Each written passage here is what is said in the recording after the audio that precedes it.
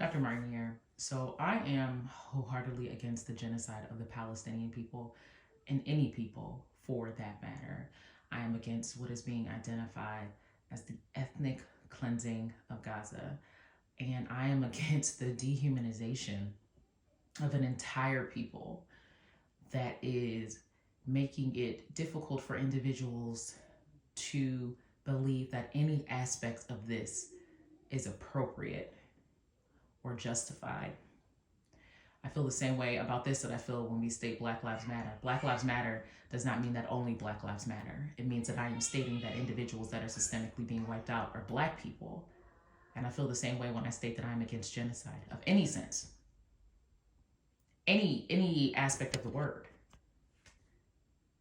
And I don't think that's a difficult concept. I always state that adultification and dehumanization are the tools of white supremacy. But I want to be clear. Adultification and dehumanization are the tools of any and every form of supremacy. Racial supremacy, gender supremacy, ideological supremacy, and religious supremacy. And because dehumanization, as well as adultification, is one of my expertise, one of my topics of expertise, I want to express to you what takes place so you can have more words to what you are seeing and so that you can also speak up. At the end of the day, dehumanization is a process by which individuals or groups are portrayed or treated in a way that diminishes their humanity, diminishes their worth, doesn't even acknowledge that they are worthy of anything and treats them as subhuman. The goal of dehumanization is violence. The goal of dehumanization is always violence, and it should be seen as an act of violence because dehumanization births oppression and racism and prejudice and discrimination, and these are all acts of violence. There are many tools of dehumanization: stereotypes, propaganda, exclusion, and justification and rationalization. And they're carried out in many ways, but the main conduit has and will always be via the media. And I think that is why so many people are upset, justifiably so, that individuals are not speaking up and sharing media, because the only way to combat this aspect of dehumanization, the only way to humanize individuals and provide empathy is to provide education.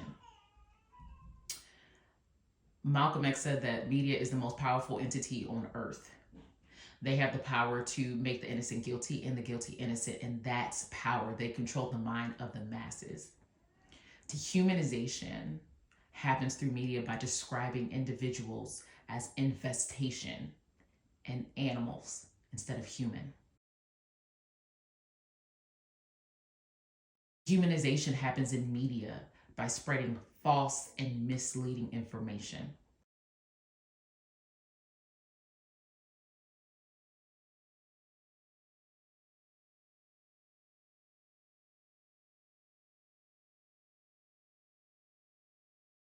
Dehumanization happens by denying access to resources, human rights, or opportunities based on race, ethnicity, or any other factors. This poll found that about half of Israeli high schoolers don't think Arabs should have the right to vote. Another poll showed that almost half of Israeli Jews don't want Arabs teaching their kids. Not only are these views widely held in Israeli society, they're also represented in government, which codifies these sentiments into law. For example, Israel has a law that says if an Israeli marries a Palestinian, or someone from several other regional Arab states, that person isn't allowed to move in with said Israeli.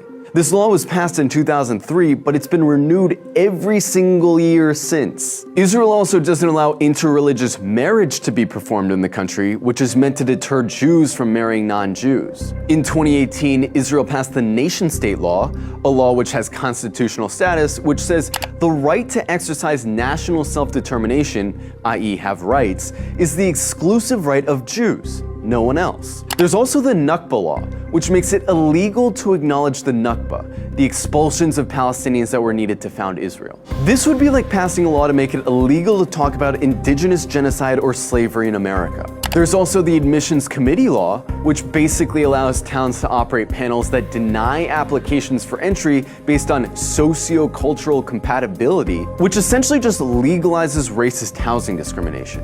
In Israel, dehumanization happens by engaging in acts of violence, because in doing this, you are treating individuals as disposable or expendable. Block by block, Gaza is being blasted into dust as Israel's punishing bombardment continues. For the fourth day straight, residents woke up to a landscape of horror. Dehumanization also happens by justifying the social, economic, or political inequalities, justifying the violence by implying that certain groups deserve what is coming to them because they're not doing what they're being told to do, moving where they're being told to move. I'm saying we will do everything for the Gazan people. Once and now, we demand immediate surrender, unconditional surrender of Hamas. If Hamas people come out with their hands up and clear their weapons, believe me, everything will be restored to Gaza. It is Hamas in Hamas hands. Okay, you're saying that once Hamas leaves, you'll grant the Gazan people food, shelter, fuel, electricity, hospitals, schooling. And if they don't, and if Hamas doesn't leave, then they'll continue to starve and die in hospitals. You are defining for the international community right now collective punishment. You're saying until Hamas acts differently, the 2 million people in Gaza are going to be treated this way. And once Hamas acts differently, these 2 million people in Gaza will be treated better. That is exactly what collective punishment is. Dehumanization also happens by trying to deny the morality of a group, indicating that they're violent in the first place. let's look at some of the polls. One poll found that 2/3 of Israeli teens believe Arabs to be less intelligent, uncultured, and violent. Dr. Mate stated that it's not what you know, it's what you could know if you wanted to find out. And I encourage you to take the time to learn and find out so that you can educate. Because at the end of the day, it's a privilege to not be educated on topics like this.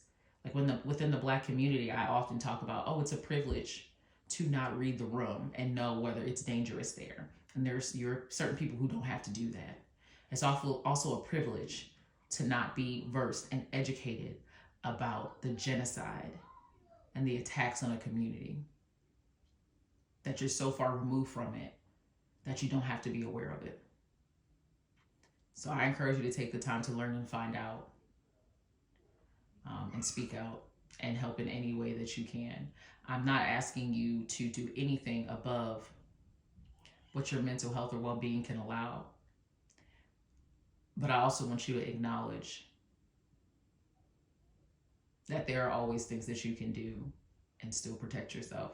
And also, where's the line between protecting your well-being and not having accountability? That's not a question for me to answer. That's a question for you to know yourself well enough to answer.